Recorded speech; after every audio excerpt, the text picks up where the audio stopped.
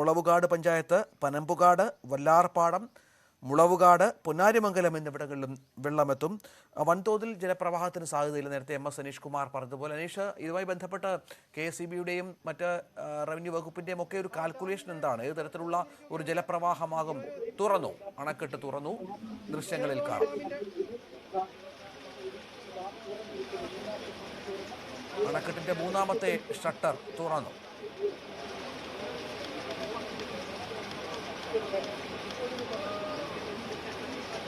അനീഷ്, തീർച്ചയായും 3 വർഷത്തെ ഇടവേളയ്ക്ക് ശേഷം ഇടുക്കി അണക്കെട്ട് തുറന്നിരിക്കുന്നതാണ് ഏറ്റവും ശ്രദ്ധേയമായ കാര്യം. പാൽനുര പോലെ മുകളിൽ നിന്നും താഴേക്ക് വെള്ളം പതിച്ചുകൊണ്ടിരിക്കുന്ന മനോഹരമായ കാഴ്ച നമുക്ക് അണക്കെട്ടിന്റെ തൊട്ടു മുമ്പിൽ നിന്നാൽ കാണാൻ കഴിയും. ആദ്യം ചെറിയ 3 വരകൾ പോലെയാണ് ഷട്ടറിന് സമീപം പ്രത്യക്ഷമായത്. അതിൽ നിന്നും പിന്നീട് താഴേക്ക് വരുംതോറും വിസ്തൃതമായ രീതിയിൽ അണക്കെട്ടിൽ നിന്നും വെള്ളം താഴേക്ക് പ്രവഹിക്കുന്ന മനോഹരമായ കാഴ്ച നമുക്ക് കാണാൻ കഴിയും. നേരത്തെ KSEB ഉദ്യോഗസ്ഥർ പറഞ്ഞതുപോലെ തന്നെ മൂന്നാമത്തെ ഷട്ടറാണ് ആദ്യം തുറന്നിരിക്കുന്നത്. കേവലം 35 സെന്റിമീറ്റർ മാത്രമാണ് ഇന്ന് അണക്കെട്ടിന്റെ ഒരു ഷട്ടർ തുറന്നിരിക്കുന്നത്. അടുത്തത് 2 ഷട്ടറുകളും അല്പം വൈകാതെ 5 മിനിറ്റ് കാലാവധി, 5 മിനിറ്റ് സമയപരിധിക്കുള്ളിൽ തുറക്കുമെന്ന് അറിയിച്ചിരിക്കുന്നു. ഏതാണ്ട് 1 ലക്ഷം ലിറ്റർ വെള്ളം ഈ 3 ഷട്ടറും കൂടി തുറക്കുമ്പോൾ ചെറുതോണി പുഴയിലേക്ക് ഒഴുകിയെത്തും. പിന്നീട് അതിന്റെ പ്രയാണ വീഥി നേരത്തെ രഞ്ജിത്ത് സൂചിപ്പിച്ചതോടെ തന്നെ കരിമ്പനും, തടിയമ്പാടും, നേര്യമംഗലവും, ഭൂതത്താൻകെട്ടും, കാലടിയും, ആലുവയുമൊക്കെ സ്പർശിച്ച അവസാനം അറബിക്കടലിൽ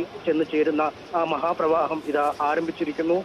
പൂർണ്ണമായും ആ മുകളിൽ നിന്നും പുറപ്പെട്ട പ്രവാഹം ഇപ്പോൾ താഴേക്ക് എത്തിയിരിക്കുന്നു. വൻ ശബ്ദഘോഷത്തോടുകൂടി അതിപ്പോൾ ചെറുതോണി പുഴയിലേക്ക് പ്രവഹിക്കുന്ന കാഴ്ചകൾ കാണാൻ കഴിയും. നുരകൾ വലിയ രീതിയിൽ രൂപം കൊണ്ടിരിക്കുന്നു. ഇത്രയും നേരം സമാധാനമായി ശാന്തമായി കഴിഞ്ഞിരുന്ന ചെറുതോണി പുഴയിലെ ഓളങ്ങൾ ഇനി രുദ്രഭാവം, താണ്ഡവഭാവത്തിലേക്കൊക്കെ നീങ്ങുന്ന തരത്തിലാവും ഉണ്ടാവുക. പക്ഷേ അധികൃതർ ഇപ്പോഴും പറയുന്നു, കഴിഞ്ഞ തവണ അണക്കെട്ട് തുറന്നപ്പോൾ സമാനമായ ഒരു സാഹചര്യം ഉണ്ടാവില്ല, അത്തരമൊരു അവസ്ഥ നിലവിലില്ല എന്ന് അവർ വ്യക്തമാക്കുന്നു. എന്തായാലും അവരുടെ വാക്കുകൾ വിശ്വസിച്ചാണ് പെരിയാറിന്റെ ഇരുകരകളിലുമുള്ള ആളുകൾ സമാധാനം കാക്ഷിച്ച് ഇപ്പോൾ കാത്തിരിക്കുന്നത്. ഈ ചെറുതോണി പുഴയുടെ സമീപത്തുള്ള ആളുകളെല്ലാം ഇതിനകം പൂർണ്ണമായി മാറ്റിക്കഴിഞ്ഞിരിക്കുന്നു. അവർക്കായി ദുരിതാശ്വാസ ക്യാമ്പുകൾ പ്രവർത്തിക്കുന്നു. അതിനുശേഷമാണ് ഇതിന്റെ യാത്ര ഇപ്പോൾ ആരംഭിച്ചു തുടങ്ങിയിരിക്കുന്നു.